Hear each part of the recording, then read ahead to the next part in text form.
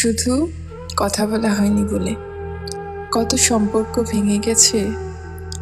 শুধু কথা বলা হয়নি বলে কত মানুষ আমাদের থেকে দূরে সরে গেছে।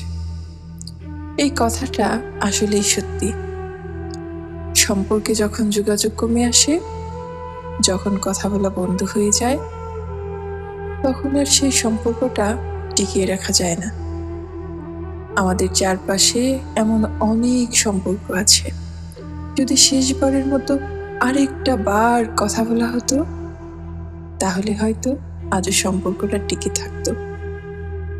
যদি মন খুলে মানুষটাকে মনের সবগুলো কথা বলা যেত, তাহলে হয়তো কাউকে কারো কাছ থেকে দূরে যেতে হতো না।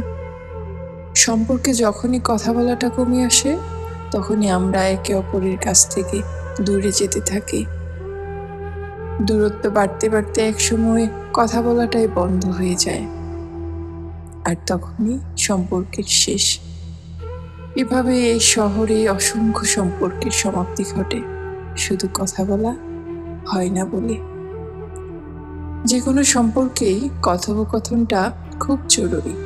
জরুরি মানুষটার কথাগুলো জানার, জরুরি মানুষটাকে নিজের সব কথাগুলো বলার।